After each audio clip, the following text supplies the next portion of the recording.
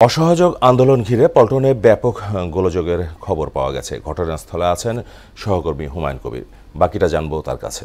হুমায়ুন, কখন থেকে এবং কিভাবে সংঘর্ষের সূত্রপাত আমাদের জানাবেন, আর এখন পরিস্থিতিটা কেমন দেখছেন?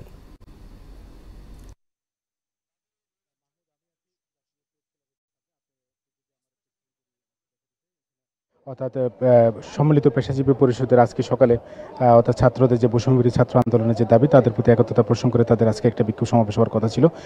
সমাবেশটি চলছিল ঠিকভাবে, কিন্তু 12:30টার দিকে কিছু সংখ্যক লোক অর্থাৎ পুলিশ বক্সে হামলা করতে গেলে সেখান থেকে পুলিশের পাল্টা প্রতিরোধ আসে। আমরা দেখেছি যে অর্থাৎ দুই পাশ থেকে পুলিশে আক্রমণ করে কিন্তু তাদের যে বিক্ষোভ সমাবেশটি সেটা ছত্রভঙ্গ করে দেয়। আমরা দেখেছি যে পুলিশকে লক্ষ্য করে ইটপাটকেল নিক্ষেপ বলে পুলিশও কিন্তু পাল্টা টিয়ার শেল, সাউন্ড গ্রেড এবং কি রাবার বুলেট নিক্ষেপ করে যারা বিক্ষোভকারী আছে তাদেরকে কিন্তু ছত্রভঙ্গ করে দিয়েছে। এখানে প্রেস ক্লাব এলাকাটি এখানেও কিন্তু এখন শান্ত রয়েছে। আমরা দেখেছি যে এখানে কিছুক্ষণ আগেও কিন্তু অর্থাৎ বিক্ষুব্ধকারী কিছু লোক এখানে আশপাশে কিন্তু অগ্নিকাণ্ডের মতো ঘটনা ঘটে, এখানে আগুন ধরিয়ে দেয়। আমরা দেখেছি যে পুলিশের এখানে হস্তক্ষেপের কারণে কিন্তু যারা বিক্ষুব্ধকারী যারা তাদেরকে কিন্তু পুলিশ সড়ক থেকে কিন্তু সরিয়ে দেয়। এখন আপনি দেখতে পাচ্ছেন যে আশপাশে কিন্তু ধোঁয়া কিন্তু উঠছে।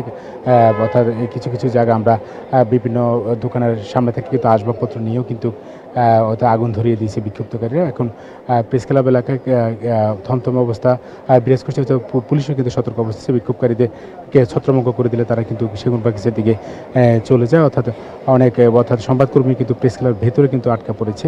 আপনি দেখতে পাচ্ছেন যে এখানে বড় ধরনের একটা বিক্ষোভ সমাবেশের আয়োজন করেছিল। আমরা দেখেছি বিভিন্ন পেশাজীবী সংগঠনের যেসব নেতৃবৃন্দ তারা কিন্তু এসেছেন, কিন্তু অর্থাৎ 11টা থেকে তাদের যে কর্মসূচি সেটা শুরু হওয়ার কথা থাকলেও কিন্তু আগে থেকে কর্মসূচি শুরু হয়। এক পর্যায়ে কিন্তু অর্থাৎ 12:30টার দিকে